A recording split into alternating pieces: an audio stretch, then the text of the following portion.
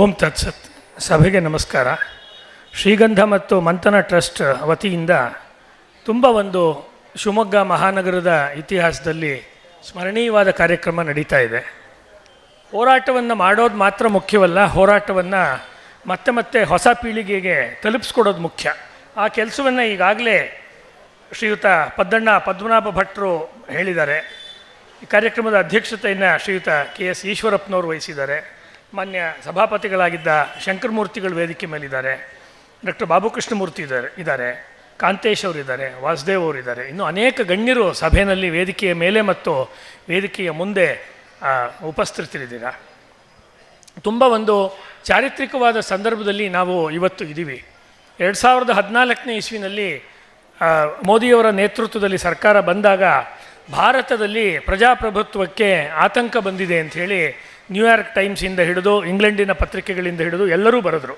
ಅದು ಇವಾಗ ಏನೇನು ಹೇಳಿದ್ರು ಆ ಷಡ್ಯಂತ್ರದ್ದೇ ಭಾಗ.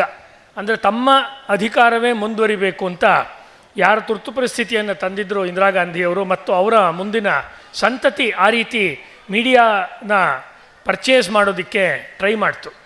ಯಾವ ಮೋದಿಯವರಿಗೆ ಅಲ್ಲಿ ಹೋಗ್ಲಿಕ್ಕೆ ಬಿಡ್ತಿರಲಿಲ್ಲ ವಿದೇಶಕ್ಕೆ. ಆಮೇಲೆ ಮುಂದಿನ ದಿನಗಳಲ್ಲಿ ಅವರೇ ಕರೆಯುವಂಥ ಪರಿಸ್ಥಿತಿ ಅಮೇರಿಕಾ ಕ್ರಿಯೇಟ್ ಮಾಡಿಕೊಳ್ತು.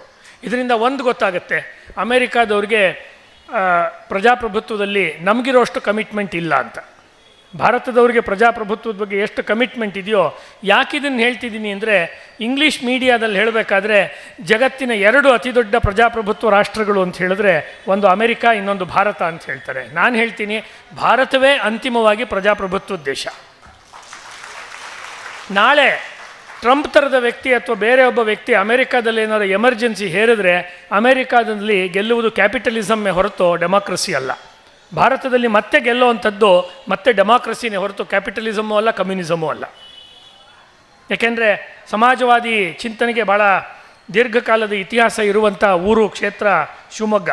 ಈ ಸಂದರ್ಭದಲ್ಲಿ ನಾನು ಭಾಳ ಮುಖ್ಯವಾಗಿ ಈ ಎಮರ್ಜೆನ್ಸಿಯ 50ನೇ ವರ್ಷ, ಕರಾಳ ಅಧ್ಯಾಯ 50, ಇದು ಕರಾಳ ಅಧ್ಯಾಯ ನಿಜ.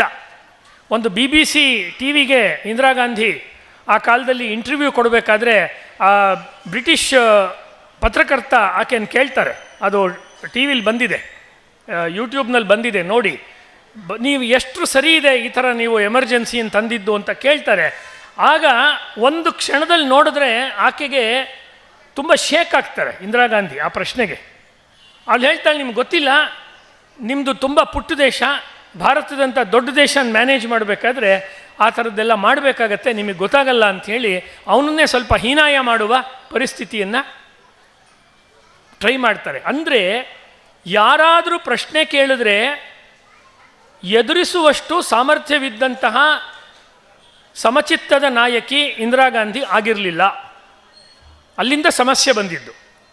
70ರ ದಶಕದಿಂದ ನ್ಯಾಯಾಂಗ ಇಂದಿರಾ ಗಾಂಧಿ ಮಾಡಿದಂಥ ಬೇರೆ ಬೇರೆ ತಪ್ಪುಗಳನ್ನು ಪ್ರಶ್ನೆ ಮಾಡ್ತಾ ಬಂದಾಗ, ಅಥವಾ ಆಕೆಯ ಪಕ್ಷದಲ್ಲೇ ಇದ್ದು ಮೂಲ ಪಕ್ಷವಾಗಿದ್ದು ಆಮೇಲೆ ಆಚೆಗೆ ಹೋದಂಥ ಸಂಸ್ಥಾ ಕಾಂಗ್ರೆಸ್, ಅದರ ಉಲ್ಲೇಖವನ್ನೇ ಈಗ ಪದ್ದಣ್ಣವ್ರು ಮಾಡಿದ್ದು ನಿಜಲಿಂಗಪ್ಪನವ್ರ ಸಂದರ್ಭದಲ್ಲಿ. ಅವ್ರನ್ನೇ ಕಾಂಗ್ರೆಸ್ನಿಂದ ಹೊರಗೆ ಹಾಕಿ ಅವರೇ ಒಂದು ಸಂಸ್ಥಾ ಕಾಂಗ್ರೆಸ್ ಮಾಡ್ಕೊಳ್ಳೋ ಸಂದರ್ಭ ಬಂದಾಗ ಅದನ್ನೂ ಎದುರಿಸೋಕ್ಕಾಗಲಿಲ್ಲ.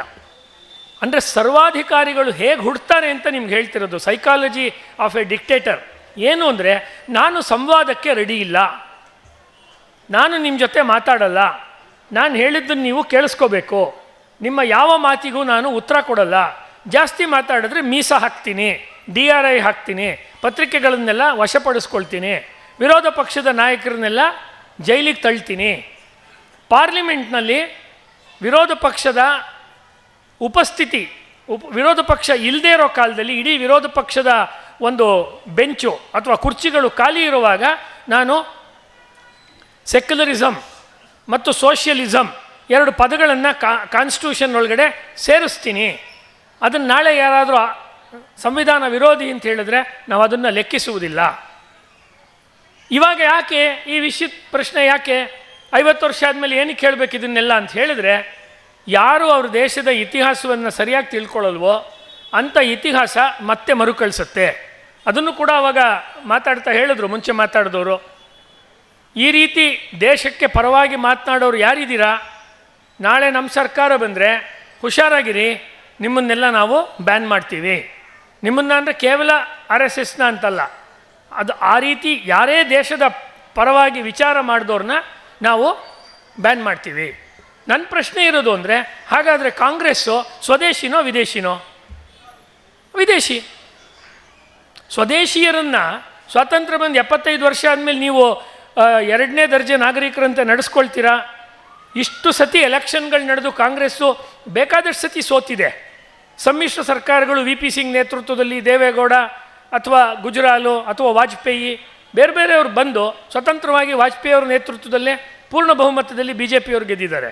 ಆಮೇಲೆ ಮನಮೋಹನ್ ಸಿಂಗ್ ಬಂದರು, ಮತ್ತೆ ಈಗ ಮೋದಿಯವರು 3ನೇ ಸತಿನೂ ಗೆದ್ದು ಬಂದಿದ್ದಾರೆ. ಈ ಸತಿ ಸ್ವಲ್ಪ ಕಡಿಮೆ ಇರ್ಬೋದು ಸೀಟುಗಳು. ಆದರೆ ಇದೇನು ತೋರಿಸ್ತಿದೆ ಅಂದರೆ, ಸಂವಿಧಾನ ಸ್ಟ್ರಾಂಗ್ ಆಗಿದೆ. ಸಂವಿಧಾನವನ್ನು ಉಳಿಸುವಂಥ ಕೆಲಸ ಮಾಡುವ ಜನತೆ ನೋಡೋದಕ್ಕೆ ಅಸ್ತವ್ಯಸ್ತವಾಗಿದ್ದಾರೆ, ಸೋಮಾರಿಗಳಂತೆ ಕಾಣಿಸ್ತಾರೆ, ಕಾರ್ಯಕ್ರಮಕ್ಕೆ ಬರಲ್ಲ, ಕ್ಯೂಲ್ ನಿಂತ್ಕೊಳ್ಳಲ್ಲ, ಅಥವಾ ಇನ್ಯಾವುದೋ ಟ್ರಾಫಿಕ್ ರೂಲ್ಸ್ನ ಮ್ಯಾನೇಜ್ ಮಾಡಲ್ಲ, ಯಾವುದೋ ಒಂಥರ ಕಾಣಿಸ್ತಿರ್ತಾರೆ. ಭಾರತೀಯರು ತುಂಬ ಯುರೋಪಿಯನ್ ದೃಷ್ಟಿಯಿಂದ ನೋಡಿದಾಗ ತುಂಬ ಡಿಸಿಪ್ಲಿನ್ಡ್ ಅಂತ ಕಾಣಿಸಲ್ಲ. ನಾವೇ ಹೇಳ್ತೀವಿ, ನಮ್ಮ ಜನಕ್ಕೆ ಡಿಸಿಪ್ಲಿನ್ ಸಾಲದು ಅಂತ. ಭಾರತೀಯರು ಇರೋದೇ ಹೀಗೆ. ಆದರೆ ಇದೇ ಭಾರತೀಯರು ಸರ್ಕಾರದ ಸಹಾಯವಿಲ್ಲದೆ 70 ವರ್ಷ 80 ವರ್ಷದಿಂದ 100 ಊರುಗಳಲ್ಲಿ ಗಣಪತಿ ಉತ್ಸವ ಮಾಡಿಸ್ಕೊಂಡ್ಬರ್ತಾ ಇದ್ದಾರೆ, ಶಿವಮೊಗ್ಗನೂ ಸೇರಿದಂತೆ. ಸಮಾಜದೆಲ್ಲ ಕೆಚ್ಚಿದೆ. ಕುಂಭಮೇಳ ಮಾಡಬೇಕಾದ್ರೆ ಸರ್ಕಾರವನ್ನು ಕೇಳ್ತಾ ಇಲ್ಲ. ಅವರ ಊರಿನ ಜಾತ್ರೆಗಳನ್ನು ಮಾಡಬೇಕಾದ್ರೆ 1,00,000 ಜನ, 2 ಲಕ್ಷ, 5 ಲಕ್ಷ ಜನ ಸೇರ್ತಾರೆ, ಅವರೇ ಚಂದ ಎತ್ತು ಮಾಡ್ತಿದ್ದಾರೆ. ಅಲ್ಲಿದೆಯಲ್ಲ ಭಾರತೀಯತೆ. ಈ ಭಾರತೀಯ ಮಾನಸಿಕತೆ ಇರುವ ಜನ 1947ರಿಂದ ನೆಹರು ಕಾಲದಿಂದ, ನೆಹರು ಭಾರತದ 2ನೇ ಪ್ರಧಾನಮಂತ್ರಿಗಳು, ನಿಮ್ಗೆ ಗೊತ್ತೇ ಇರುತ್ತೆ ಇತಿಹಾಸ ಓದೋರಿಗೆ. ಮೊದಲನೇ ಪ್ರಧಾನಮಂತ್ರಿಗಳು ಸುಭಾಷ್ ಚಂದ್ರ ಬೋಸ್, ಭಾರತದ ಮೊದಲನೇ ಪ್ರಧಾನಮಂತ್ರಿಗಳು ಸುಭಾಷ್ ಚಂದ್ರ ಬೋಸ್ 45ನೇ ಇಸ್ವಿನಲ್ಲಿ ಡಿಕ್ಲೇರ್ ಮಾಡಿದರು, ಭಾರತವನ್ನು ನಾನು ವಿದೇಶದಲ್ಲಿ ನಿಂತು ರಾಜ್ಯವನ್ನು ಕಟ್ತೀನಿ, ಅಲ್ಲಿಂದ ರಾಜ್ಯ ಅಂದರೆ ಸ್ಟೇಟ್, ಅದಕ್ಕೆ ಬೇಕಾದ ಸಂವಿಧಾನವನ್ನು ಮಾಡ್ತೀನಿ, ಅಲ್ಲಿ ರೇಡಿಯೋ ಮಾಡ್ತೀನಿ, ನ್ಯೂಸ್ ಪೇಪರ್ ಮಾಡ್ತೀನಿ ಅಂತೆಲ್ಲ ಆಜಾದಿನ ಸರ್ಕಾರ ಮಾಡಿದ್ರು. ಆ ಸರ್ಕಾರ ಒಳಕ್ಕೆ ಬಂದಿದ್ದರೆ ಇವ್ರ ಸರ್ಕಾರ ಬರ್ತಿರಲಿಲ್ಲ, ನೆಹರು ಸರ್ಕಾರ. ಹಾಗಾಗಿ ಅವ್ರು ಹೊರಗೆ ಬರದಂತೆ ಏನೇನು ಮಾಡ್ಬೋದು ಅನ್ನೋದನ್ನು ಮಾಡಿದ್ರು. ಅಂದರೆ ಇದ್ರ ಕಥೆ ಅಲ್ಲಿಂದ ಶುರುವಾಗುತ್ತೆ, ಎಮರ್ಜೆನ್ಸಿಯ ಕಥೆ. ಟ್ರಾನ್ಸ್ಫರ್ ಆಫ್ ಪವರ್ ಅಂತ ಡಾಕ್ಯುಮೆಂಟ್ಸ್ ಇದೆ, ದಯವಿಟ್ಟು ನೋಡಿ ನೀವು. ಇದು ಕೇವಲ ಎಮರ್ಜೆನ್ಸಿ ಬಗ್ಗೆ ಮಾತನಾಡೋದ್ರಲ್ಲಿ ಅಷ್ಟು ಸ್ವಾರಸ್ಯ ಇಲ್ಲ, ಅದು ಮಾತಾಡಲೇಬೇಕಾದ ವಿಷಯ, ಅದನ್ನು ಹೇಳ್ತೀನಿ. ಅದಕ್ಕೊಂದು ಹಿನ್ನೆಲೆ ಇದೆ ಅಲ್ವಾ. ಭಾರತಕ್ಕೆ ಸ್ವಾತಂತ್ರ್ಯವನ್ನು ಕೊಡಬೇಕಾದ್ರೆ transfer of power document volume number 6 ಅದರೊಳಗಡೆ ಹೇಳ್ತಾರೆ, ನೇತಾಜಿಯವರು ಮತ್ತು INA ಅವ್ರನ್ನ ನಾವು ಸದೆಬಡಿಬೇಕು ಅಂತ ಪೇಜ್ ನಂಬರ್ 15ರಲ್ಲಿದೆ, 47ರಲ್ಲಿದೆ. ಅದು ದಾಖಲೆ ಸಂಖ್ಯೆ 15, ವಾಲ್ಯೂಮ್ ನಂಬರ್ 6. ಇದನ್ನು ಬ್ರಿಟಿಷ್ನವರು ಅವರ ಅರಮನೆಯಿಂದ ಪ್ರಿಂಟ್ ಮಾಡಿರೋದು. ಅಂದರೆ ಇಲ್ಲಿ ಸಂಪೂರ್ಣವಾಗಿ ಪ್ರಜಾಪ್ರಭುತ್ವ ಬೇರೂರಬಾರ್ದು ಅನ್ನುವುದು ಇವ್ರ ಉದ್ದೇಶವಾಗಿತ್ತು. ಈ ದೇಶವನ್ನು ಬಿಟ್ಟು ಹೋಗಬೇಕಾದ್ರೆ ಅದಕ್ಕೆ ಸೂಕ್ತವಾದ ವ್ಯಕ್ತಿಗಳನ್ನೇ ಅವರು ಕೇಂದ್ರದಲ್ಲಿ ಸರ್ಕಾರಕ್ಕೆ ತರಕ್ಕೆ ನೋಡಿದ್ರು. ದುರದೃಷ್ಟವಶಾತ್ ಸಂವಿಧಾನ ರಚನೆ ಮಾಡೋಕ್ಕೊಂದು ಕಮಿಟಿ ಆಯಿತು. ಸಂವಿಧಾನ ರಚನೆಗೆ ಒಂದು ಕಮಿಟಿ ಆದಾಗ ಸುಮಾರು 1-2 ವರ್ಷಗಳ ಕಾಲ ಡಾಕ್ಟರ್ ಅಂಬೇಡ್ಕರ್ ಅವರು ಮತ್ತು ಉಳಿದ ಮಹನೀಯರ ನೇತೃತ್ವದಲ್ಲಿ ಸಂವಿಧಾನ ರಚನಾ ಸಭೆ ತನ್ನ ನಡಾವಳಿಗಳನ್ನು ನಡೆಸ್ತು. ಅದನ್ನು ನಾವು ಓದಬೇಕಾಗಿರೋದು, ಬರೀ ಕಾನ್ಸ್ಟಿಟ್ಯೂಷನ್ ಓದೋದಲ್ಲ. ಅದರಲ್ಲಿ ಒಬ್ಬರು KT ಶಾ ಅಂಥೇಳಿ ಜವಾಹರ್ಲಾಲ್ ನೆಹರು ಅವ್ರ ಜೊತೆ ಇದ್ದಂಥ ಸೋಷಿಯಲಿಸ್ಟ್ ಸಮಾಜವಾದಿಗಳು, KT ಶಾ ಅಂತ.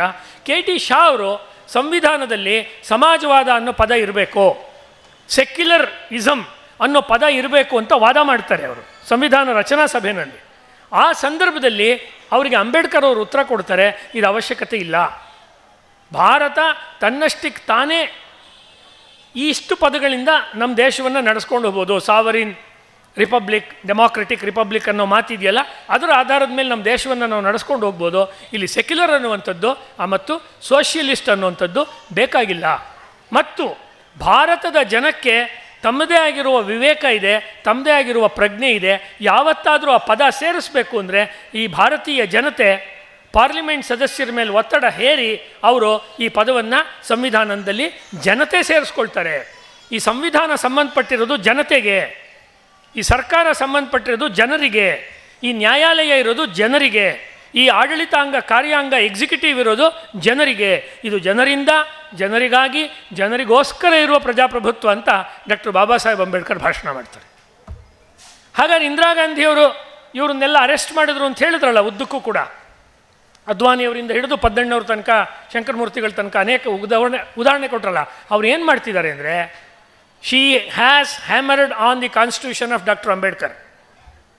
ಅವ್ರು ಜಾರ್ಜ್ ಫರ್ನಾಂಡಿಸನ್ನು ಅರೆಸ್ಟ್ ಮಾಡಿದ್ದು ಫರ್ನಾಂಡಿಸ್ ಅವ್ರನ್ನ ಅರೆಸ್ಟ್ ಮಾಡಿದ್ದಲ್ಲ, ಸಂವಿಧಾನವನ್ನು ಅವರು ದಿಗ್ಬಂಧನದಲ್ಲಿಟ್ಟರು. ಸಂವಿಧಾನದ ನಡಾವಳಿಗಳನ್ನು ಅವರು ಬಂಧನಕ್ಕೊಳಪಡಿಸುವಂಥ ಕೆಲಸವನ್ನು ಮಾಡಿದ್ರು ಇಂದಿರಾ ಗಾಂಧಿ. ಸರಿಯಾದಂಥ ರೀತಿಯಲ್ಲಿ ಎಲೆಕ್ಷನ್ಗಳನ್ನು ಮಾಡಿ ನಾವು ನೋಡ್ಕೊಂಡಿದ್ದಿದ್ರೆ ಮತ್ತೆಂದೂ ಆಕೆ ಪ್ರಧಾನಮಂತ್ರಿ ಆಗ್ತಾನೇ ಇರಲಿಲ್ಲ. ಆಗಲೂ ಕೂಡ್ದು, ಆಗಬಾರ್ದಿತ್ತು. ನಾನು ಹೇಳ್ತೀನಿ, ಆಗಬಾರ್ದಿತ್ತು ವಾಪಸ್. ಯಾಕೆಂದರೆ ಸಂವಿಧಾನವನ್ನೇ ಗೌರವಿಸದೇ ಇರೋ ವ್ಯಕ್ತಿಗೆ ಹೈಕೋರ್ಟ್ ನ್ಯಾಯಾಧೀಶರೇನು, ಸುಪ್ರೀಂ ಕೋರ್ಟ್ ನ್ಯಾಯಾಧೀಶರೇನು, IASಗಳೇನು, KASಗಳೇನು, ಅಥವಾ ಆಯಾ ರಾಜ್ಯದ ಆಡಳಿತಾಧಿಕಾರಿಗಳೇನು, ಪೊಲೀಸ್ ವ್ಯವಸ್ಥೆ ಏನು, ಅದೆಲ್ಲಕ್ಕಿಂತಲೂ ನಾನೇ ದೊಡ್ಡವಳು ಅಂತ ಎದ್ದು ನಿಂತ್ಕೊಂಡಾಗ ಆಕೆ ಜಯಪ್ರಕಾಶ್ ನಾರಾಯಣ್ ಭಾಷಣ ಮಾಡ್ತಾ ಹೇಳಿದ್ದು, ಸಿಂಹಾಸನ್ ಖಾಲಿ ಕರೋ ಜನತಾ ಆತಿ ಹೇ, ಸಿಂಹಾಸನ್ ಖಾಲಿ ಕರೋ. ಇದು ಮಾತು. ಯಾರನ್ನು ನಾವು ಸರ್ಕಾರಿ ಸಂತ ಅಂತ ಕರಿತಿದ್ವಿ, ವಿನೋಬಾ ಅವರು, ಶಿವಮೊಗ್ಗದ ವಿನೋಬಾ ಅವ್ರಿಗೂ ಸಂಬಂಧ ಇದೆ, ಅವರು ಸಪೋರ್ಟ್ ಮಾಡಿದ್ರು ಎಮರ್ಜೆನ್ಸಿನ. ದರಾ ಬೇಂದ್ರೆ ಅವರು ದುರದೃಷ್ಟ ಸಪೋರ್ಟ್ ಮಾಡಿದ್ರು ಎಮರ್ಜೆನ್ಸಿನ. ಅನೇಕ ನಮ್ಮ ಸಮಾಜವಾದಿ ಸಾಹಿತಿಗಳು, ಲಂಕೇಶ್ ಇತ್ಯಾದಿ ಸಪೋರ್ಟ್ ಮಾಡಿದ್ರು ಎಮರ್ಜೆನ್ಸಿನ. ಯಾರಿಗೂ ಮಾತಿರಲಿಲ್ಲ. ಸಾಮಾನ್ಯ ಜನ, ಹೆಚ್ಚು ಓದಕ್ಕೆ ಬರಲ್ಲ, ತುಂಬ ಶಿಕ್ಷಿತರಲ್ಲ ಅಥವಾ ಶಿಕ್ಷಿತರು, ಅವರು ಸಂವಿಧಾನ ಉಳಿಸೋಕ್ಕೋಸ್ಕರ ಬೀದಿಗಿಳಿದ್ರು. ಬುದ್ಧಿವಂತರೆಲ್ಲ ಮನೆ ಸೇರಿಕೊಂಡ್ರು, ಸಾಮಾನ್ಯ ಜನ ಬೀದಿಗಿಳಿದ್ರು. ಸಂವಿಧಾನ ರಕ್ಷಣೆ ಮಾಡ್ತಾ ಇರೋದು ಸಾಮಾನ್ಯ ಜನ. ಲೇಖಕರು, ಸಾಹಿತಿಗಳು ಯಾವ ಪಾತ್ರವನ್ನು ವಹಿಸಬೇಕಾಗಿತ್ತೋ ಆ ಕಾಲದಲ್ಲಿ ವಹಿಸಲಿಲ್ಲ. ಕಮ್ಯುನಿಸ್ಟ್ ಲೇಖಕರು ವಹಿಸಲಿಲ್ಲ, ಸಮಾಜವಾದಿ ಲೇಖಕರು ವಹಿಸಲಿಲ್ಲ. ಸ್ನೇಹಲತಾ ರೆಡ್ಡಿಯ ಅವಮಾನ ಆದರೆ, ಆಕೆ ಬಲಾತ್ಕಾರಕ್ಕೆ ಒಳಗಾದರೆ ಇವ್ರು ಯಾರೂ ಧ್ವನಿ ಎತ್ತಲಿಲ್ಲ. ಕರಾಳ ಅಧ್ಯಾಯ, ಅದ್ರ ಮೇಲೆ ಯಾಕೆ ಸಿನಿಮಾ ತೆಗಿಯಲ್ಲ? ಎಮರ್ಜೆನ್ಸಿಯ ಘಟನೆಗಳ ಬಗ್ಗೆ ಏನಕ್ಕೆ ಸಿನಿಮಾ ತೆಗೆಯೋದಿಲ್ಲ? ಆವಾಗ ರಾಜೀವ್ ಗಾಂಧಿಯವರ ಬ್ರದರ್ ಇದ್ದಂಥ ಸಂಜಯ್ ಗಾಂಧಿ ನಸ್ಬಂದಿ ಮಾಡಿಸಿದ್ರು, ಸಂತಾನ ಹರಣ ಚಿಕಿತ್ಸೆ ಮಾಡಿಸಿದ್ರು. ಅದ್ರ ಬಗ್ಗೆ ಏನಕ್ಕೆ ಚರ್ಚೆ ಮಾಡೋದಕ್ಕೆ ಹೋಗೋದಿಲ್ಲ? ಇದೆಲ್ಲವನ್ನೂ ಮಾಡಿದ್ದು ಸಂವಿಧಾನದ ಕುತ್ತಿಗೆಯನ್ನು ಹಿಚಕಿ, ಪ್ರಜಾಪ್ರಭುತ್ವದ ಕುತ್ತಿಗೆಯನ್ನು ಹಿಚಕಿ ಈ ಕೆಲಸವನ್ನು ಮಾಡಲಾಯಿತು. ಅಂದರೆ ಇದೆಲ್ಲ ಮಾಡಬೇಕು ಅಂತ ಅವ್ರ ಮನಸ್ಸಿನಲ್ಲಿ ಪ್ಲ್ಯಾನ್ ಇತ್ತು. ಆ ಸಂಜಯ್ ಗಾಂಧಿ ತೀರ್ಕೊಂಡ್ರೆ ಲಂಕೇಶ್ ಅವರು ಲೇಖನ ಬರೀತಾರೆ ಲಂಕೇಶ್ ಪತ್ರಿಕೆಯಲ್ಲಿ, ಮುಳ್ಳಿನ ತೋಟದ ಕನಸುಗಾರ. ಆತ ಯಾವ ಸೀಮೆ ಕನಸುಗಾರ? ಅಂದರೆ ಹೇಗಿರುತ್ತೆ ನೋಡಿ ನಮ್ಮ ಸಾಹಿತ್ಯಕ್ಕೂ ನಮ್ಮ ವಾಸ್ತವ ಒಂದು ಜನಜೀವನಕ್ಕೂ ಕೂಡ. ಅವು ಯಾರೂ ಅದ್ರ ಬಗ್ಗೆ ಮಾತಾಡಲಿಲ್ಲ. ಸನ್ಮಾನ್ಯ ದತ್ತಾತ್ರೇಯ ಹೊಸಬಾಳೆ ಅವರು ಇವತ್ತು ಸಂಘದಲ್ಲಿ ದೊಡ್ಡ ಹುದ್ದೆಯಲ್ಲಿರ್ತಕ್ಕಂಥ ಮಹನೀಯರು, ಅವ್ರು ಇದೇ ಭಾಗದವರು, ಸ್ವರೂಪದವರು, ಶಿವಮೊಗ್ಗ ಸ್ವರೂಪದವರು. ಅವ್ರು ಮಾತಾಡ್ತಾ ಹೇಳಿದ್ರು, ಅವ್ರಿಗೆ ಮೇಷ್ಟ್ರು ಲಂಕೇಶ್. ಅವ್ರು ಹೇಳಿದ್ರು, ನಾವು ಎಮರ್ಜೆನ್ಸಿ ಆದಮೇಲೆ ಭುಗಿಲು ಪುಸ್ತಕಕ್ಕೆ ನಾನು ಲಕ್ಷ್ಮಣ್ಣು ಮಾಹಿತಿ ಕಲೆಕ್ಟ್ ಮಾಡಬೇಕಾದ್ರೆ, ದೂಗು ಲಕ್ಷ್ಮಣ್ಣು ಲಂಕೇಶ್ ಅವ್ರ ಹತ್ರ ಹೋಗಿ ಕೇಳಿದ್ರೆ, ಲಂಕೇಶ್ ಅವ್ರು ಹೇಳಿದ್ರು, ಹೋಗಯ್ಯ, ನಾನು ಅವಾಗ ಪಲ್ಲವಿ ಸಿನಿಮಾ ತೆಕ್ಕೊಂಡಿದ್ದೆ ಅಂತ. ದೇಶ ಹತ್ತುರಿತಾ ಇದೆ, ಸಂವಿಧಾನ ಅಪಾಯದಲ್ಲಿದೆ, ಪ್ರಜಾಪ್ರಭುತ್ವ ಅಪಾಯದಲ್ಲಿದೆ, ನಿಮಗೇನು ಅನ್ನಿಸ್ಲೇ ಇಲ್ಲ. ಆಮೇಲೆ ನೀವು ರಾಮ ಜನ್ಮಭೂಮಿ ಆಂದೋಲನ ಬಂದಾಗ ಜನಕ್ಕೆ ನೀವು ಇಟ್ಟಿಗೆ ಪವಿತ್ರವಲ್ಲ, ಜೀವ ಪವಿತ್ರ ಅಂತ ಲೇಖನ ಬರೀತೀರ. ಎಂಥ ದ್ವಂದ್ವ ನೀತಿ ನಿಮ್ಮದು ಲಂಕೇಶ್ ಅವರೇ. ಯಾಕೆ ನಾನು ಹೇಳ್ತಿದ್ದೀನಿ ಅಂದರೆ, ತುರ್ತು ಪರಿಸ್ಥಿತಿಯ ಘಟನೆಯನ್ನು ಇಟ್ಕೊಂಡು ಹಿಂದಕ್ಕೊಂದು 50 ವರ್ಷ, ಮುಂದಕ್ಕೊಂದು 50 ವರ್ಷ ಅಥವಾ 70-30 ವರ್ಷ ನೋಡಿದಾಗ ಇದರ ಒಟ್ಟು ಚಿತ್ರಣ ಏನು ಬರುತ್ತೆ ಅಂದರೆ, ಕೊಟ್ಟಿರುವ ಸಂವಿಧಾನವನ್ನು, ಪ್ರಜಾಪ್ರಭುತ್ವವನ್ನು ಒಪ್ಪಿಕೊಂಡು ನಡೆಯುವಂಥ ಜನವರ್ಗ ಇದೆ, ಜನತೆ ಇದ್ದಾರೆ. ಅವ್ರಿಗೆ ತಾನೇ ಒಪ್ಪಿಸಿದ್ದು ರಾಜೇಂದ್ರ ಪ್ರಸಾದ್ ಮತ್ತು ಡಾಕ್ಟರ್ ಅಂಬೇಡ್ಕರ್ ಅವರು. V the people of India, ನಾವಿದನ್ನು ನಮಗೋಸ್ಕರ ನಾವೇ ಒಪ್ಪಿಸ್ಕೊಳ್ತಾ ಇದ್ದೀವಿ ಅಂತ ಒಪ್ಪಿಸ್ಕೊಂಡಿದ್ದು. ಅದನ್ನು ಇವರು ಯಾರನ್ನು ಕೇಳಿ ಬದಲಾವಣೆ ಮಾಡ್ತಾರೆ? ಹಾಗಾದರೆ ಇವರು ಈ ಸಂವಿಧಾನ ಅಂತ ಇಟ್ಕೊಂಡೊಂದು ಪುಸ್ತಕವನ್ನು ಇಟ್ಕೊಂಡು ಓಡಾಡ್ತಾ ಇದ್ದಾರಲ್ಲ ವಿರೋಧ ಪಕ್ಷದಲ್ಲಿರೋರು, ಅವರು ಅಲ್ಲಿ ಕೇಂದ್ರದಲ್ಲಿ, ಅವರು ಯಾವ ಸಂವಿಧಾನವನ್ನು ಇಟ್ಕೊಂಡು ಹೋಗ್ತಾ ಇದ್ದಾರೆ? ಸೆಕ್ಯುಲರಿಸಮ್ ಮತ್ತು ಸೋಷಿಯಲಿಸಮ್ ಆದರೆ ಅದರ ಚರ್ಚೆ ಎಲ್ಲಿ ನಡೆದಿದೆ? ಯಾತಕ್ಕೆ ಅಂದರೆ, ಇದೇ ಸೆಕ್ಯುಲರಿಸಮ್ ಭಾರತದಲ್ಲಿ ಇರಬೇಕಾ ಅಥವಾ ಭಾರತಕ್ಕೆ ಮಾರಕನ ಅಂತ ಮತ್ತೆ ಪ್ರಶ್ನೆ ಎತ್ತಿದ್ದು ಅದೇ ಎಮರ್ಜೆನ್ಸಿಲಿ ಅರೆಸ್ಟ್ ಆಗಿದ್ದಂತಹ LK ಅದ್ವಾನಿಯವರು. ಅದು ಅಯೋಧ್ಯ ಆಂದೋಲನ. ನಮ್ಮ ದೇಶದಲ್ಲಿ ಸ್ವಾತಂತ್ರ್ಯ ಬಂದ ಮೇಲೆ ನಡೆದಂಥ 2 ದೊಡ್ಡ ಸ್ವಾತಂತ್ರ್ಯ ಹೋರಾಟಗಳು. ಈ ಮಾತು ಎಷ್ಟು ಚೆನ್ನಾಗಿದೆ ನೋಡಿ. ಸ್ವಾತಂತ್ರ್ಯ ಬಂದ ಮೇಲೆ ನಡೆದಂಥ 2 ಸ್ವಾತಂತ್ರ್ಯ ಹೋರಾಟಗಳು, ಒಂದು ಎಮರ್ಜೆನ್ಸಿ ಹೋರಾಟ, ಇಂದು ಅಯೋಧ್ಯ ರಾಮ ಜನ್ಮಭೂಮಿ ಹೋರಾಟ. ಇದು ನಮ್ಮ ದೇಶದ 2 ಫ್ರೀಡಮ್ ಫೈಟಿಂಗ್ಸ್. ಇದು 75 ವರ್ಷದೊಳಗಡೆ ಸ್ವಾತಂತ್ರ್ಯ ಬಂದು 75 ವರ್ಷದಲ್ಲೇ ನಮ್ಮ ದೇಶದ ಜನ ಇನ್ನೆರಡು ಸತಿ ಸ್ವಾತಂತ್ರ್ಯ ಹೋರಾಟಕ್ಕೋಸ್ಕರ ಸಾವು ನೋವು ನಷ್ಟವನ್ನು ಅನುಭವಿಸ್ಬೇಕಾಯ್ತು. ತಮ್ಮ ಹಿಂದೂ ಅಸ್ಮಿತೆಯನ್ನು, ತಮ್ಮ ಭಾರತೀಯ ಅಸ್ಮಿತೆಯನ್ನು ಅವರು ಪಡಿಸ್ಕೊಳ್ಳೋದಕ್ಕೆ ತುಂಬ ಕ್ರೌರ್ಯಗಳಿಗೆ ಒಳಗಾಗಬೇಕು ಅಂತ ಹೇಳಿದ್ರೆ ಯಾವ ರೀತಿ ಆಡಳಿತವನ್ನು ಕೊಟ್ಟರು ಅನ್ನೋದನ್ನು ನಾವು ಯೋಚನೆ ಮಾಡಬೇಕು. ಯಾರ್ಯಾರು ಆ ಸಂದರ್ಭದಲ್ಲಿ ಏನು ತುರ್ತು ಪರಿಸ್ಥಿತಿ ಅಂದರೆ ಏನು, ಆಗ ನಡೆದಂಥ 18 ತಿಂಗಳಲ್ಲ, ನಾನು ಹುಟ್ಟಿದ್ದೇ ತುರ್ತು ಪರಿಸ್ಥಿತಿ ಸಮಯದಲ್ಲಿ. ತುರ್ತು ಪರಿಸ್ಥಿತಿ ಅಂದರೆ ಅಷ್ಟೇ ಅಲ್ಲ, ತುರ್ತು ಪರಿಸ್ಥಿತಿಯ ವಿರುದ್ಧ ಧ್ವನಿ ಎತ್ತಿದವರು ನಾಳೆ ಎಲ್ಲೂ ಕೂಡ ಪಬ್ಲಿಕ್ ಡಿಸ್ಕಷನ್ನಲ್ಲಿ ಅವರೊಂದು ಗೌರವಾಸ್ಪದ ಸ್ಥಾನವನ್ನು ಪಡಿಲೇಬಾರದು. ಕರ್ನಾಟಕದಲ್ಲಿ ಕಾಂಗ್ರೆಸ್ನ ಸ್ಥಾಪನೆಗೆ ದುಡ್ದವರಲ್ಲಿ ಕೆಂಗಲ್ ಹನುಮಂತಯ್ಯನವರು, ಎಸ್ ನಿಜಲಿಂಗಪ್ಪನವರು ಮುಖ್ಯವಾದ ವ್ಯಕ್ತಿಗಳು. ನಿಜಲಿಂಗಪ್ಪನವ್ರು ಯಾಕೆ ಬೇಡ ಇವತ್ತು ಕಾಂಗ್ರೆಸ್ನವ್ರಿಗೆ? ಯಾಕೆಂದರೆ ಅವರು ಇವ್ರ ವಿರುದ್ಧ ಇದ್ದರು. ಇದು ಎಮರ್ಜೆನ್ಸಿ. ಕರ್ನಾಟಕದ ಯೂನಿವರ್ಸಿಟಿಗಳಲ್ಲಿ, ಕರ್ನಾಟಕದ ಟಿ ವಿ ಮೀಡಿಯಾದಲ್ಲಿ, ಆಕಾಶವಾಣಿನಲ್ಲಿ ನಿಜಲಿಂಗಪ್ಪನವರನ್ನು ಕುರಿತು ಮುಕ್ತವಾಗಿ ಮಾತನಾಡದೇ ಇರೋದಿದೆಯಲ್ವಾ, ಇದು ತುರ್ತು ಪರಿಸ್ಥಿತಿ. ಇವ್ರು ಮಾಡ್ಕೊಂಡಿರೋವಂಥದ್ದು. ಯಾರು ಇವತ್ತು ರಾಜ್ಯದಲ್ಲಿ ಆಡಳಿತವನ್ನು ಮಾಡ್ತಿದ್ದಾರೆ? ನೀವು ರಾಜ್ಯದ್ದು ಹೇಳ್ತಾ ಇದ್ದೀರಾ, ಇಡೀ ಭಾರತದ್ದು ಹೇಳಿ ಅಂದರೆ ಸಿಂಹಾಸನವನ್ನು ಖಾಲಿ ಮಾಡುವಂಥ ಆಕೆಗೆ ಹೇಳಿದ್ಯಾರು? ಜಯಪ್ರಕಾಶ್ ನಾರಾಯಣ್. ಯಾರು ಜಯಪ್ರಕಾಶ್ ನಾರಾಯಣನ್ನ ನೆನೆಸ್ಕೊಂಡು ಅವ್ರ ಬಗ್ಗೆ ಅಧ್ಯಯನ ಮಾಡ್ತಾ ಇದ್ದಾರಾ? ತಿಂಗಳು ವರ್ಷ ಅವ್ರ ಬಗ್ಗೆ ಪುಸ್ತಕ ಬರ್ತಾ ಇದೆಯಾ? ಜಯಪ್ರಕಾಶ್ ನಾರಾಯಣ್ ಬಗ್ಗೆ ಸಿನಿಮಾ ಬರುತ್ತಾ? ಜಯಪ್ರಕಾಶ್ ನಾರಾಯಣ್ ಬಗ್ಗೆ ನಾಟಕ ಬರುತ್ತಾ? ಬರಲ್ಲ. ಯಾರಿಗೆ ಗೊತ್ತು ಅವ್ರು ಎಷ್ಟನೇ ತಾರೀಕು ಹುಟ್ಟಿದ್ರು, ಎಷ್ಟನೇ ತಾರೀಕು ನಿಧನರಾದರು? ಯಾರಿಗೂ ಗೊತ್ತಿಲ್ಲ. ಅವರನ್ನು ಸಾರ್ವಜನಿಕ ನೆನಪಿನಿಂದ ಹೊರಕ್ಕೆ ಹಾಕುವಂತೆ ವ್ಯವಸ್ಥೆ ಮಾಡಿದರು ಮುಂದೆ ಬಂದವರು. ಇಂದಿರಾ ಗಾಂಧಿ ಆದಮೇಲೆ ಯಾರು ಬಂದರು, ಅವರ ರೀತಿ ಐಡಿಯಾಲಜಿ ಇಟ್ಕೊಂಡಿದ್ದವರು, ಅವರು ಅದೇ ಕೆಲಸ ಮಾಡಿದರು. ಇದು ತುರ್ತು ಪರಿಸ್ಥಿತಿ. ಜಾರ್ಜ್ ಫರ್ನಾಂಡಿಸ್ ಅಂತವ್ರು ಮಾಡಿದರೆ ಫರ್ನಾಂಡಿಸ್ ಅವ್ರ ನೆನಪು ಹೋಗುವಂತೆ ಮಾಡ್ತಾರಲ್ವ, ಇದು ತುರ್ತು ಪರಿಸ್ಥಿತಿ. ನಾನು ಕೇಳ್ತೀನಿ, ಯಾವುದೋ ಒಬ್ಬ ನಟ, ಯಾರ್ದೋ ಒಂದು ನಟಿ ಯಾರನ್ನೋ ಮದುವೆ ಮಾಡಿಕೊಂಡ್ರು, ಇನ್ನೇನೋ ಹಾಳು ಮೂಳು ವಿಷಯ, ಬೆಳಗ್ಗೆಯಿಂದ ಸಂಜೆ ತನಕ ಅದನ್ನೇ ಕೂತು ಚರ್ಚೆ ಮಾಡುವಂಥ ಟಿ ವಿ ಮಾಧ್ಯಮದವ್ರಿಗೆ, ಇವತ್ತಿನ ಟಿ ವಿ ಕರ್ನಾಟಕದ ಟಿ ವಿ ಮಾಧ್ಯಮದವ್ರಿಗೆ ನಾಚಿಕೆ ಆಗೋದಿಲ್ವಾ? ಎಲ್ಲ ಟಿ ವಿ ಚಾನೆಲ್ಗೂ ಹೇಳ್ತಾ ಇರೋದು ನಾನು, ಇವ್ರಿಗೆ ಅಂತಲ್ಲ. ನಿಮ್ಮನ್ನು ಖರೀದಿ ಮಾಡಿದಾರ ಸರ್ಕಾರಗಳು? ತುರ್ತು ಪರಿಸ್ಥಿತಿಯ ಈ ರೀತಿಯ 50ನೇ ವರ್ಷ ಇದ್ದರೆ ನೀವು ಏನಕ್ಕೆ ಇದ್ರ ಬಗ್ಗೆ ದೊಡ್ಡದಾಗಿರೋ ಒಂದು ಡಿಬೇಟನ್ನು ಮಾಡ್ತಿಲ್ಲ?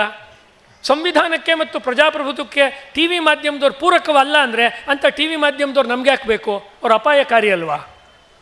ಬರೀ ಎಂಟರ್ಟೈನ್ಮೆಂಟ್ಗೋಸ್ಕರ ಟಿ ವಿ ಮಾಧ್ಯಮ ಇರೋವಂಥದ್ದು, ಅಥವಾ ವಲ್ಗರ್ ಅಶ್ಲೀಲವಾದಂಥ ಸುದ್ದಿಗಳನ್ನು ಕೊಡೋದಕ್ಕೆ ಟಿ ವಿ ಮಾಧ್ಯಮ ಇರೋದು, ಅದನ್ನೇ ಮಾಡ್ತಾ ಇರೋದು.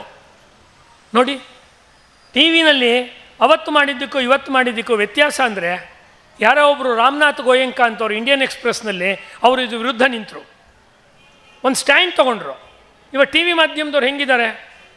ನಾನು ಹಿಂದುತ್ವ ಅಥವಾ ರಾಷ್ಟ್ರೀಯತೆಯ ಪರ ಮಾತಾಡಿದ್ರೆ ನನ್ನನ್ನು ಕರೆದು ಮಾತಾಡಿಸ್ತಾರೆ. ಭಾರತದಲ್ಲಿ ಇಸ್ಲಾಂ ಬಗ್ಗೆ ಅಥವಾ ಬೇರೆ ವಿಷಯದ ಬಗ್ಗೆ ಪೂರಕವಾಗಿ ಮಾತಾಡೋನು ಯಾವನಾರು ಇದ್ದರೆ ಅವನನ್ನು ಕರೆದು ಮಾತಾಡಿಸ್ತಾರೆ. ಇಬ್ರಿಗೂ ಧನ್ಯವಾದ ಹೇಳ್ತಾರೆ, ಇಬ್ರಿಗೂ ಒಂದೊಂದು ಲೋಟ ಕಾಫಿ ಕೊಡ್ತಾರೆ, ಮನೆಗೆ ಕಳಿಸ್ತಾರೆ, ಅಥವಾ ನೀವು ಎಲ್ಲಿಗಾರು ಹೋಗಿ ಅಂತ ಕಳಿಸ್ತಾರೆ. ಇದಲ್ಲ. ಮಾಧ್ಯಮ ಇವತ್ತು ತನಗೆ ಇರುವಂಥ ಅವಕಾಶಗಳನ್ನು ಬಳಸ್ಕೊಳ್ತಾ ಇಲ್ಲ. ಮಾಧ್ಯಮ ಹೆದರಿದೆ. ಯಾರೂ ಹೆದರಿಸಿಲ್ಲ ಮಾಧ್ಯಮನ, ಯಾವ ಮೋದಿನೂ ಹೆದರಿಸಿಲ್ಲ. ಇವ್ರಿಗೆ ಬೇಕಾಗಿಲ್ಲ, ಇವತ್ತು ಇವ್ರಿಗೆ ಹೊಟ್ಟೆ ತುಂಬಿದೆ. ಮಾಧ್ಯಮ ದಿನದಿಂದ ದಿನಕ್ಕೆ ದುರ್ಬಲ ಮಾಡಿಕೊಳ್ಳುತ್ತಿದೆ ತನ್ನನ್ನು. ಅವಾಗ ಏನೇನು ಅನ್ಯಾಯಗಳಾಯಿತು ಅಂತ ಅದನ್ನು ಜನಗಳ ಮುಂದೆ ಹೇಳಬೇಕಾದ್ದು ಮಾಧ್ಯಮದ ಕರ್ತವ್ಯ ಅಲ್ವಾ? ಸುಪ್ರೀಂ ಕೋರ್ಟ್ನ ನ್ಯಾಯಾಧೀಶರಾಗಿದ್ದಂತಹ ಕೆ ಟಿ ಶಾ ಅವರ ನೇತೃತ್ವದಲ್ಲಿ ಮುಂದೆ ಕೆ ಟಿ ಶಾ ಕಮಿಷನ್ ಆಯಿತು. ಎಮರ್ಜೆನ್ಸಿ ಆದಮೇಲೆ ಎಷ್ಟು ಜನಕ್ಕೆ ಗೊತ್ತಿದೆ ಅದು? ಎಷ್ಟು ಜನ ಪೊಲಿಟಿಕಲ್ ಸೈನ್ಸ್ ರಾಜ್ಯಶಾಸ್ತ್ರ ಓದೋರು ಅದ್ರ ಬಗ್ಗೆ ನೋಡ್ತಾರೆ? ಕೆ ಟಿ ಶಾ ವರದಿ ಅಂತ ನೀವು ಕೆ ಟಿ ಶಾ ಕಮಿಷನ್ ಅಥವಾ ಶಾ ಕಮಿಷನ್ ಅಂತ ನೀವು ವಿಕಿಪೀಡಿಯಾದಲ್ಲಿ ನೋಡಿ, ಅಥವಾ ಬೇರೆ ಯಾವುದ್ರಲ್ಲಾದ್ರೂ ನೀವು ಇಂಟರ್ನೆಟ್ಟಲ್ಲಿ ಹುಡುಕಿ, ನಿಮಗೆ ಭಯಂಕರವಾದ ವಿಷಯ ಸಿಗುತ್ತೆ. ಅದನ್ನು ಹೇಳ್ತೀನಿ ನಾನು, ಅದನ್ನು ಹೇಳಬೇಕು ಅಂತಲೇ ನಾನು ಬಂದಿರೋದು. ಕೆ ಟಿ ಶಾ ಕಮಿಷನ್ನಿನ ವರದಿಯ ಅಧ್ಯಯನದ ಆಧಾರದ ಮೇಲೆ ಮುಂದಿನ ದಿನಗಳಲ್ಲಿ ತುರ್ತು ಪರಿಸ್ಥಿತಿ ಬಗ್ಗೆ ಮಾತಾಡಿದ್ರೆ ಅದಕ್ಕೊಂದು ಸಾಂವಿಧಾನಿಕವಾದ ಅಡಿಪಾಯ ಇರುತ್ತೆ. ಯಾಕೆಂದರೆ ಅದನ್ನು ಬರೆದಿರೋರು, ಆ ವರದಿ ಬರೆದಿರೋರು ಯಾರೂ ಅಲ್ಲ, ಸುಪ್ರೀಂ ಕೋರ್ಟಲ್ಲಿದ್ದಂಥ ಒಬ್ಬರು ಜಡ್ಜು, ಬಹಳ ದೊಡ್ಡ ಉನ್ನತ ಸ್ಥಾನದಲ್ಲಿದ್ದವರು.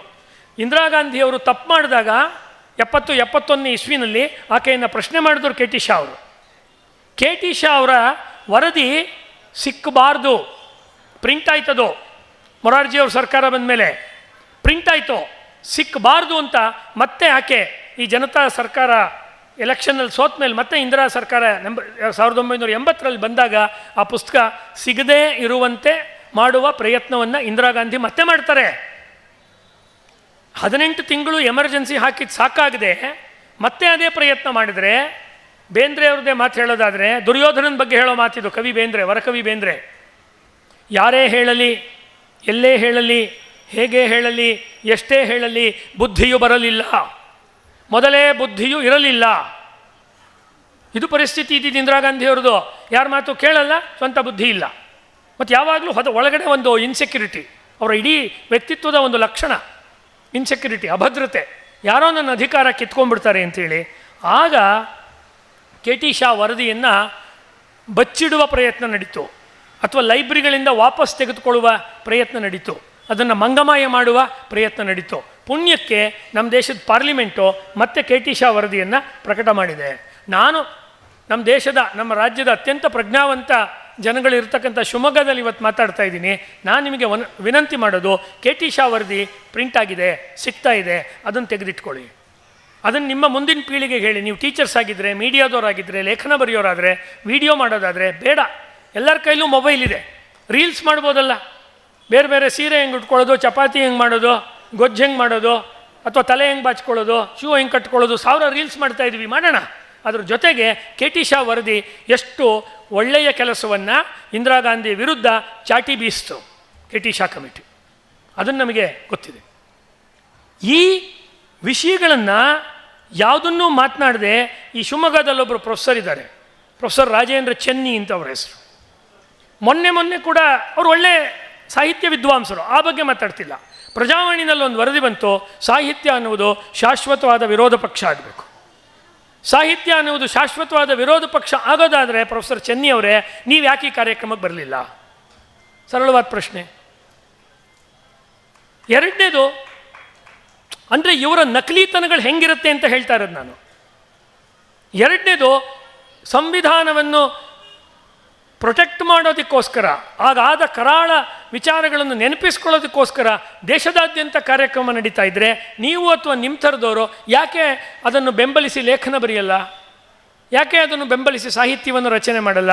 ಯಾಕೆ ಅಂದರೆ ನೀವು ಸಾಹಿತ್ಯವು ಶಾಶ್ವತವಾದ ವಿರೋಧ ಪಕ್ಷ ಅಂತ ಹೇಳೋದು ಕೆಲವು ಆಡಳಿತ ಪಕ್ಷಗಳ ಬಗ್ಗೆ, ಬೇರೆ ಬೇರೆ ಆಡಳಿತ ಪಕ್ಷಗಳ ಬಗ್ಗೆ ಅಲ್ಲ. ಹಾಗಾದ್ರೆ ಹೇಗಿರಬೇಕು ಒಬ್ಬ ಸಾಹಿತಿ?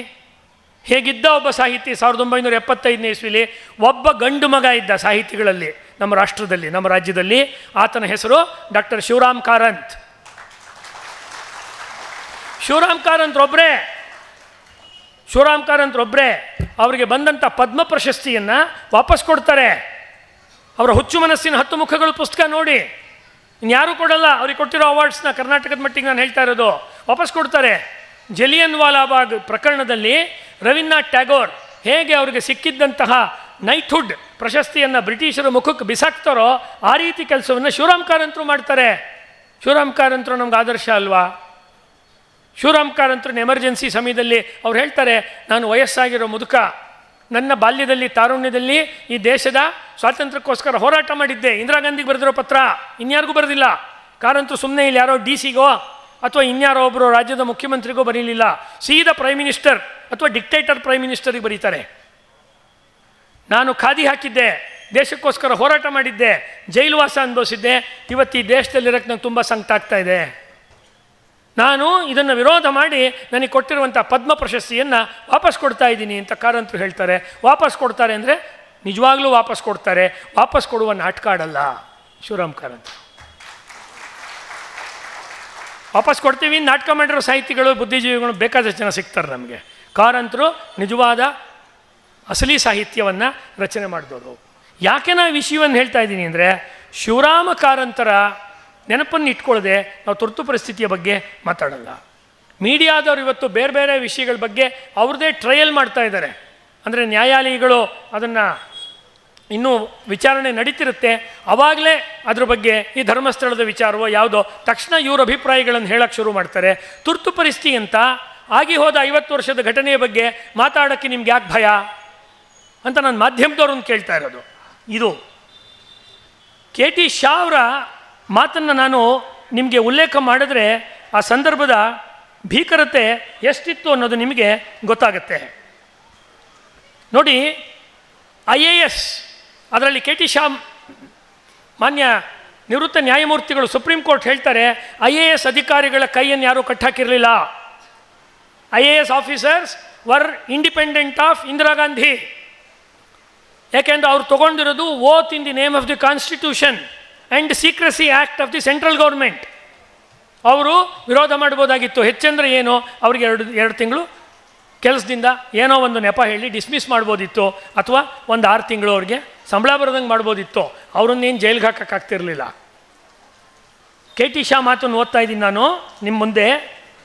Forging of records, fabrication of grounds of detention, ante dating detention orders and callous disregard of the rights of detainees as regards revocation, parole etcetera ಅಂತ ಬರೀತಾರೆ ಅವರು. ಅಂದರೆ ದಾಖಲೆಗಳನ್ನು ತಿದ್ದುವುದು ಇದು IASನವ್ರು ಮಾಡಿದ್ದು. ಇಂಡಿಯನ್ ಅಡ್ಮಿನಿಸ್ಟ್ರೇಟಿವ್ ಸರ್ವಿಸಸ್ ಅವ್ರು ಹಿಂಗೆ ಮಾಡ್ಬೋದಾ? ನಾವೆಲ್ಲ ಹೇಳೋದು ನಮ್ಮ ಮಕ್ಕಳು IAS ಆಫೀಸರ್ ಆಗಲಿ ಅಂತ. ಅವರು ಇಂದಿರಾ ಗಾಂಧಿ ಟೈಮಲ್ಲಿ ಹಿಂಗೆ ಮಾಡಿದ್ರು. ಎಷ್ಟು ಜನ ಗೊತ್ತಿದ್ದು? ಇದು ತುರ್ತು ಪರಿಸ್ಥಿತಿ. ಅಂದರೆ ಸರ್ಕಾರ ಯಾವುದೇ ಬಂದರೂ ಕೂಡ ಅಡ್ಮಿನಿಸ್ಟ್ರೇಷನ್ನಲ್ಲಿರೋರು ಅವರು ರೂಲ್ ಬುಕ್ಕಲ್ಲಿ ಏನಿದೆಯೋ ಅದನ್ನು ಮಾತ್ರ ಹೇಳ್ತಾರೆ. ನಾನು ನೀವು ತಾಲೂಕು ಆಫೀಸ್ಗೆ ಹೋದರೆ ಅವ್ರು ರೂಲ್ಸ್ ಬುಕ್ ತೋರಿಸ್ತಾರೆ. ರೂಲ್ ಬುಕ್ಕಲ್ಲಿ ಹೆಂಗಿದೆ ಹಂಗೆ ಹೋಗ್ರಿ ಮಾಡ್ಕೊಂಡು ಹೋಗ್ರಿ, ಬರಲ್ಲ ಅಂತ ಹೇಳ್ತಾರೆ ರೂಲ್ಸು. ಈಕೆ ಹೇಳಿದ ತಕ್ಷಣ ಅವ್ರು ಯಾಕೆ ಬಗ್ಗಿದ್ರು? ಅದಕ್ಕೆ ಅದ್ವಾನಿ ಅವ್ರು ಹೇಳಿದ್ರು, ನಮಗೆ ಎಮರ್ಜೆನ್ಸಿ ಟೈಮ್ನಲ್ಲಿ ಸರ್ಕಾರ ಬಗ್ಗು ಅಂತ ಹೇಳಿದ್ರೆ, ಎಮರ್ಜೆನ್ಸಿ ಟೈಮ್ನಲ್ಲಿ ಸರ್ಕಾರ ಬಗ್ಗು ಅಂತ ಹೇಳಿದ್ರೆ ನಾವು ತೆವಳಿದ್ವಿ. ಇದು ತುರ್ತು ಪರಿಸ್ಥಿತಿ ಅಂದರೆ. ಹಾಗಾದರೆ ಭಾರತೀಯರು ಪ್ರಜಾಪ್ರಭುತ್ವಕ್ಕೆ ಸಿದ್ಧವಾಗಿರಲಿಲ್ವಾ? Weren't we ready for the democracy ಅಂತ ಅನ್ನೋ ಪ್ರಶ್ನೆ ಬರುತ್ತೆ. No, RSS was ready. ಸಮಾಜದ ಒಂದು ದೊಡ್ಡ ಭಾಗ ತಯಾರಾಗಿತ್ತು, ಮಿಕ್ಕಿದ್ದ ಭಾಗ ತಯಾರಾಗಿರಲಿಲ್ಲ. ಓಶೋ ರಜನೀಶ್, ನಮ್ಮ ದೇಶದ ಭಾಳ ಪ್ರಸಿದ್ಧ ಅಧ್ಯಾತ್ಮ ಚಿಂತಕ ಓಶೋ ರಜನೀಶ್ ಅವರು ಸಪೋರ್ಟ್ ಮಾಡ್ತಾರೆ ಎಮರ್ಜೆನ್ಸಿನ. ಆ ವಿಚಾರದಲ್ಲಿ ಓಶೋ ರಜನೀಶ್ ನಾನು ಅಪ್ರಿಷಿಯೇಟ್ ಮಾಡಲ್ಲ. ಓಶೋ ರಜನೀಶ್ ನನಗೆ ಇಷ್ಟ. ಓಶೋ ಅವರ ಆಧ್ಯಾತ್ಮಿಕ ವಿಚಾರಗಳು ನನಗಿಷ್ಟ. ಅವರ ಧ್ಯಾನ, ಮೆಡಿಟೇಷನಿಗೆ ಸಂಬಂಧಪಟ್ಟ ಪುಸ್ತಕಗಳು, ಉಪನ್ಯಾಸಗಳನ್ನು ನಾನು ಕೇಳಿಸ್ಕೊಳ್ತೀನಿ, ನಾನು ಅದನ್ನು ಅಳವಡಿಸ್ಕೊಳ್ಳೋಕೆ ನೋಡ್ತೀನಿ. ಆದರೆ ಇಂದಿರಾ ಗಾಂಧಿಯವ್ರ ಬಗ್ಗೆ, ಎಮರ್ಜೆನ್ಸಿ ಬಗ್ಗೆ ಓಶೋನೇ ಹೇಳಲಿ, ಬೇರೆ ಯಾವ್ಯಾವ ಸಾಹಿತಿಗಳ ಹೆಸರು ಹೇಳಿದೆ ಯಾರೇ ಹೇಳಲಿ, ಅವ್ರು ಯಾರ್ದು ಸರಿಯಾದ ಅಭಿಪ್ರಾಯವಲ್ಲ. ಸಾಮಾನ್ಯ ಜನ ಇದ್ರಲ್ಲ, ಯಾರಿಗೆ ವೋಟಿಂಗ್ ರೈಟ್ಸ್ ಕೊಟ್ಟರೆ ಈ ದೇಶ ನುಚ್ಚುನೂರಾಗತ್ತೆ, 10 ವರ್ಷದಲ್ಲಿ ಭಾರತ ಮತ್ತೆ ಗುಲಾಮ್ಗಿರಿಗೆ ಹೋಗುತ್ತೆ ಅಂತ ಚರ್ಚಿಲ್ ಹೇಳಿದ್ದ. ಭಾರತಕ್ಕೆ ಸ್ವಾತಂತ್ರ್ಯ ಕೊಟ್ಟಾಗ ಚರ್ಚಿಲ್ ಹೇಳಿದ್ದ. ಆದರೆ ಭಾರತ ತನ್ನ ಸ್ವಾತಂತ್ರ್ಯವನ್ನು ಉಳಿಸ್ಕೊಳ್ತು. ನೋಡೋದಕ್ಕೆ ಚರ್ಚಿಲ್ ಉಳಿದಿರಲಿಲ್ಲ, ಚರ್ಚಿಲ್ ಸತ್ತೋಗಿದ್ದ. ಇದನ್ನು ನಾವು ಗಮನಿಸಬೇಕು. ಅಂದರೆ ತುರ್ತು ಪರಿಸ್ಥಿತಿ ಮೂಲಕ ನಾವು ಇಡೀ ಜಗತ್ತಿಗೆ ನಾವು ಸಂವಿಧಾನವು ಕೊಟ್ಟಿರುವ ಹಕ್ಕುಗಳು ಮೊಟಕಾದರೂ ಕೂಡ ಒಂದು ಸಮಾಜವಾಗಿ ಹೇಗೆ ಎದ್ದು ನಿಲ್ತೀವಿ ಅನ್ನೋದನ್ನು ತೋರಿಸ್ಕೊಟ್ವಿ. We the people. ಜನ ಒಪ್ಪೋ ತನಕ ನೀವು ಇರ್ತೀರ, ಜನ ಇಲ್ಲದೆ ಹೋದರೆ ನಿಮಗೆ ಯಾವುದೇ ರೀತಿಯ ಅಸ್ತಿತ್ವವು ಇರೋದಿಲ್ಲ ಅನ್ನುವ ಕೆಲಸವನ್ನು ಅವರು ತೋರಿಸಿದ್ರು. ಭಾಳ ಇಂಪಾರ್ಟೆಂಟ್ ಆದಂಥ ಮಾತು ಕೆ ಟಿ ಶಾ ಅವರು ಇದ್ರ ಬಗ್ಗೆ ಹೇಳ್ತಾರೆ. ಯಾರ್ಯಾರು ಭಿಕ್ಷುಕರಿದ್ದರು, ಅಲೆಮಾರಿಗಳಿದ್ದರು, ಅವರನ್ನೆಲ್ಲ ಹಿಡ್ಕೊಂಡು ಬಂದು ಅವರನ್ನು ನಸಬಂದಿ ಮಾಡಿದ್ರು, ಅಂದರೆ ನಿರ್ವೀರ್ಯನ್ ಮಾಡಿದ್ರು. ಎಷ್ಟು ಕೆಟ್ಟ ಪರಿಸ್ಥಿತಿನಲ್ಲಿತ್ತು ಅಂದರೆ, ಕಮ್ಯುನಿಸ್ಟ್ ದೇಶಗಳಲ್ಲಿ ಯಾವ ಕೆಲಸವನ್ನು ಮಾಡಿದ್ರೋ ಅದೇ ಕೆಲಸವನ್ನು ಇಂದಿರಾ ಗಾಂಧಿ ಮಾಡಿದ್ರು. ಅಂದರೆ ದಿನದಿಂದ ದಿನಕ್ಕೆ ಕಮ್ಯುನಿಸ್ಟ್ ವಿಚಾರಧಾರೆ ಆಕೆ ತಲೆಯನ್ನು ಕೆಡಿಸಿತ್ತು. ಶಿ ವಾಸ್ ಎ ಪಕ್ಕಾ ಕಮ್ಯುನಿಸ್ಟ್ ಇಂದಿರಾ ಗಾಂಧಿ. ಹಾಗಾಗಿ ಕಮ್ಯುನಿಸ್ಟ್ ದೇಶಗಳು ಯಾವುದೂ ಕೂಡ ಭಾರತದಲ್ಲಿ ನಡೆಯುವ ಈ ನಾಗರಿಕರ ದೌರ್ಜನ್ಯದ ವಿರುದ್ಧ ಧ್ವನಿ ಎತ್ತಲಿಲ್ಲ. ಇದು ಪಾಯಿಂಟ್.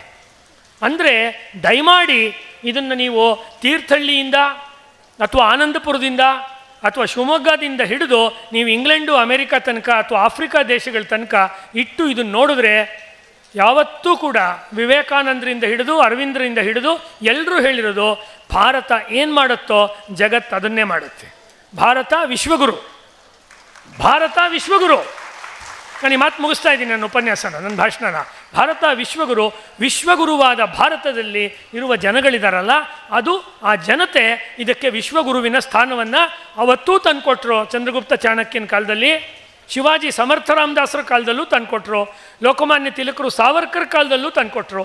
ಅದೇ ಮಹನೀಯ ಜನಗಳು ತುರ್ತು ಪರಿಸ್ಥಿತಿಯ ಕಾಲದಲ್ಲೂ ಈ ದೇಶಕ್ಕೆ ಘನತೆಯನ್ನು ತಂದುಕೊಟ್ರು. ಇಲ್ಲಿ ಕೂತಿರ್ತಕ್ಕಂಥ ಅನೇಕ ಹಿರಿಯರು, ಮುಂದಿನ ಸಾಲುಗಳಲ್ಲಿ ವೇದಿಕೆ ಮೇಲಿರುವಂಥ ಹಿರಿಯರು, ಇವತ್ತು ಇಲ್ಲದೇ ಇರೋರು ಅನೇಕರು ತಮ್ಮ ಜೀವನವನ್ನು ಮುಗಿಸಿದ್ದಾರೆ. ಅನೇಕರು ಜೈಲಿನಲ್ಲೇ ಪ್ರಾಣವನ್ನು ಬಿಟ್ಟರು. ಭಗಿಲು ಪುಸ್ತಕದಲ್ಲಿ ನನಗೆ ನೆನಪಿದೆ, ಒಬ್ಬ ವ್ಯಕ್ತಿಗೆ, ಸಕಲೇಶ್ಪುರದ ಒಬ್ಬ ವ್ಯಕ್ತಿಗೆ ಬೆನ್ನು ಶರ್ಟ್ ತೆಗೆದು ಬೆನ್ನ ಮೇಲೆ ಮೇಣದ ಬತ್ತಿಯಿಂದ ಸುಟ್ಟಿರುವಂಥ ಚಿತ್ರವನ್ನು ಹಾಕಿದ್ದಾರೆ. ಅಂಥದ್ದು ಉದಾಹರಣೆಗಳು ಎಷ್ಟೋ. ನನ್ನ ಒಬ್ಬರು ಅಂಕಲ್ಲು, ನನ್ನ ಸೋದರತೆಯ ಯಜಮಾನರು ಗಂಡ, ಅವರು ಮನೆಯಲ್ಲಿ ಕಹಳೆಯನ್ನು ಇಟ್ಕೊಂಡು ಹಂಚಿದ್ರು. ಆ ಥರದ ಅನೇಕ ಉದಾಹರಣೆಗಳು ನಮಗೆ ಗೊತ್ತಾಗುತ್ತೆ. ಇದು ಇಲ್ಲಿ ಕಹಳೆ ಆದರೆ ಇನ್ನೊಂದು ರಾಜ್ಯದಲ್ಲಿ ಇನ್ನೊಂದು, ಮತ್ತೊಂದು ರಾಜ್ಯದಲ್ಲಿ ಮತ್ತೊಂದು. ಆ ಕೆಲಸವನ್ನು ಅವ್ರು ಮಾಡಿದ್ರು. ಆ ಕೆಲಸವನ್ನು ಮಾಡಿ ಸರ್ಕಾರ ಆಕೆ ಎಮರ್ಜೆನ್ಸಿಯನ್ನು ವಾಪಸ್ ತಗೊಳ್ಳೋಂತ ಮಾಡಿದ್ರು. ವಾಪಸ್ ತಗೊಳ್ಳೋದು ಮಾಡಿದ್ಮೇಲೆ ಜಯಪ್ರಕಾಶ್ ನಾರಾಯಣ್ ಅಧಿಕಾರ ಬಯಸಲಿಲ್ಲ.